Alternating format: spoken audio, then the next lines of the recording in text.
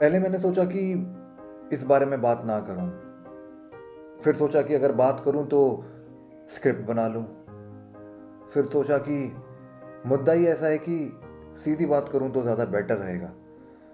Ukraine और Russia का जो वॉर है उससे हम दो चीज़ें बहुत अच्छे से सीख सकते हैं।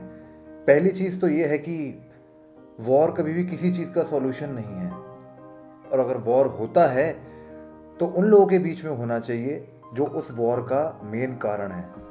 जो दूसरी सबसे इम्पॉर्टेंट चीज़ है जो हम इस वॉर से सीख सकते हैं वो ये है कि अगर आपकी ईगो आपके काम के आड़े ना आए तो ज़िंदगी बहुत आराम से आप जी सकते हैं। रशिया और जो यूक्रेन की जो लड़ाई है, बेसिकली ये एक पॉलिटिकल लड़ाई है, और जिस तरीके से इंडिया में कहा जाता है डिवाइड एंड रूल पॉलिसी जो चलाती हैं जितनी भी गवर्नमेंट्स हैं, जो भी लोग हैं, डिवाइड एंड रूल पॉलिसी का इस्तेमाल आज से नहीं हो रहा, बहुत पहले से होता है और वो हर जगह पे होता है। ऐसा नहीं है कि ये सिर्फ इंडिया में होता है, और भी बहुत कंट्रीज़ हैं जो इसको करती हैं।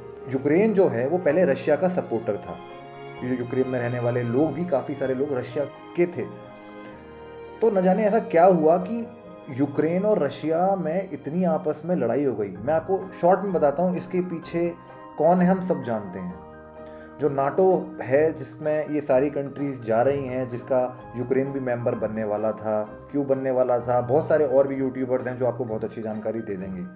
लेकिन बताया ये जाता है कि नाटो के अंदर जितनी भी कंट्रीज़ जाती हैं, जो बिज़नेस के लिए जाती हैं, लेकिन मैं आपको बता दूं कि ऐसा मुझे नहीं लगता।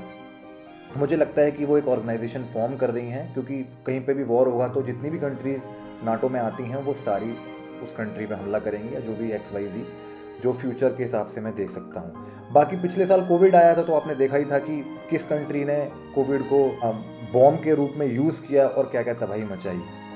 रशिया में और यूक्रेन में जो हो रहा है वो इसका बिल्कुल उल्टा है। वो जो लड़ाई है वो अलग तरीके की लड़ाई है, लेकिन मैं उसे कहूँगा एक पॉलिटिकल लड़ाई।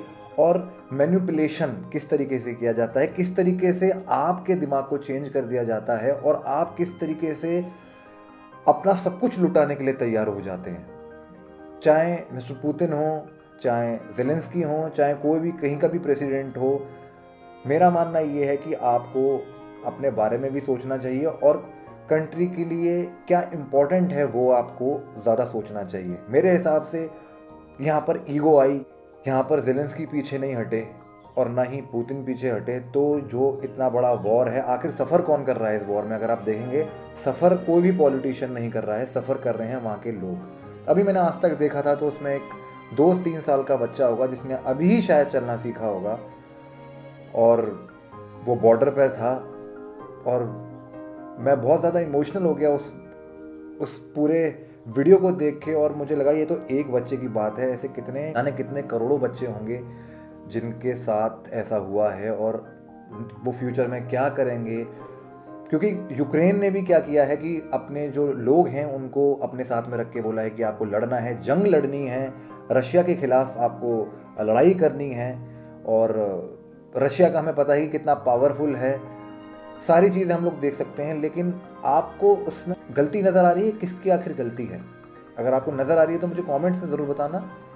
आप देख सकते हो, मेरे हिसाब से जो वॉर करने वाले लोग हैं सिर्फ उन्हीं को वॉर करने देना चाहिए था। जो लोग मर रहे हैं वो किसी पॉलिटिकल पार्टी के लोग नहीं हैं, वो नॉर्मल लोग हैं। जो बच्चे अनाथ हो गए हैं वो किसी पॉलिटिकल पार्टी के लोग नहीं हैं, वो नॉर्मल लोग हैं। और किस तरीके से वॉर के लिए मैनिपुलेट कर दिया जाता है कि तुम्हारी कंट्री है, तुम्हें लड़ना है और तुम्हें मरना है, और इट्स अ सुसाइड मिशन। और आप देख सकते हो कि कितने लोग मर रहे हैं, और न जाने लोग कितने लोग मरते रहेंगे। लेकिन मैं भी यहाँ पर बैठ के वीडियो बना रहा हूँ, मेरे जैसे और भी बहुत लोग हैं जो वीडियो बना रहे हैं, और हम लोग कुछ कर भी नहीं सकते।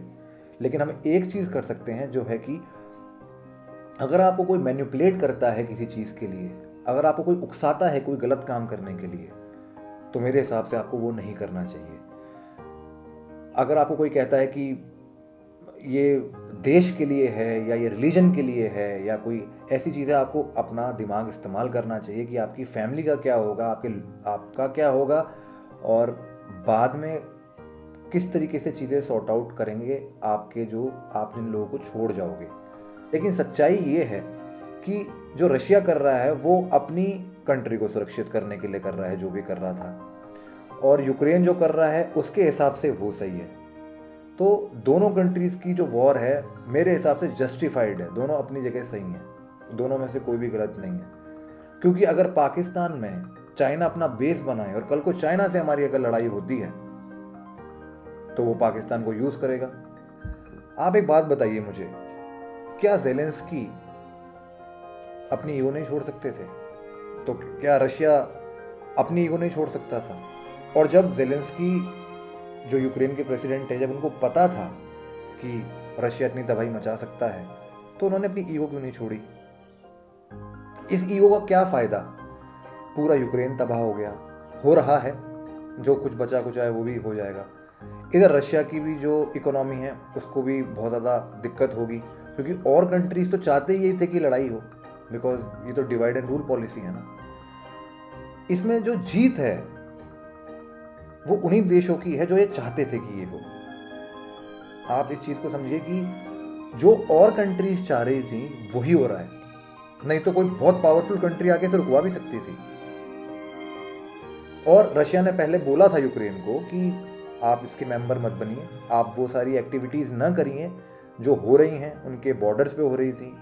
और बहुत सारी जो नाटो है वो उन कंट्रीज़ को भी एक्वायर कर रहा था जो रशिया के आसपास हैं। तो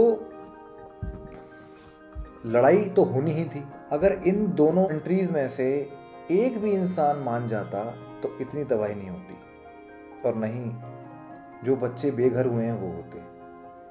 चलिए, वॉर मैं मानता हूँ कि जो भी होगा, या यूक्रेन ख़त्म होगा या रशिया पे जो भी होगा, वो जो बच्चे जिन्होंने अपने माँ बाप खोए हैं, जिन्होंने अपने खोए हैं, जिनका सब कुछ चला गया, वो बच्चे कैसे सरवाइव करेंगे, किस तरीके से अपनी लाइफ जिएंगे? मैं बता नहीं सकता कि कैसा फील कर रहा हूँ मैं। तो जब मुझे इतनी प्रॉब्लम हो रही है तो वहाँ के जो लोग हैं उनको कितनी प्रॉब्लम हो रही होगी। तो मैं आप लोगों से वीडियो के द्वारा बस आपको ये मैसेज देना चाहता हूँ कि मैनिपुलेशन में आप कभी मत आइए। कुछ जगह पे मुझे पता है कि लड़ाई बिल्कुल करनी ही पड़ती है, बहुत ही कम ऐसे चांसेस होते हैं जो रशिया और यूक्रेन के बने हैं, और अनफॉर्चुनेटली अगर ऐसे बन जाएं तो कभी किसी की बातों में ना आए, किसी की बातों में आके ऐसा ना करें जो जिसे कहते हैं कि आग लगाना और तिल्ली देना और किसी की ईगो को हर्ट करना या ईगो को बढ़ावा देना गलत है मेरे हिसाब से। तो आई होप आपको आज की वीडियो पसंद आई होगी। अगर आप कुछ भी बोलना चाहते हैं, कोई भी आपकी दिल की बात है, तो मुझे इस वीडियो के नीचे कमेंट करके बताना, उस पर हम चर्चा करेंगे। और अगर आपको लगता है कि ये वॉर सही है तो मुझे ये बताना क्यों सही है, अगर आपको लगता है गलत है तो क्यों गलत है, और इस वॉर के होने का रीज़न क्या है मुझे कमेंट्स में ज़रूर बताना। हम फिर मिलेंगे, तब तक के लिए stay fit, stay stylish and stay groomed.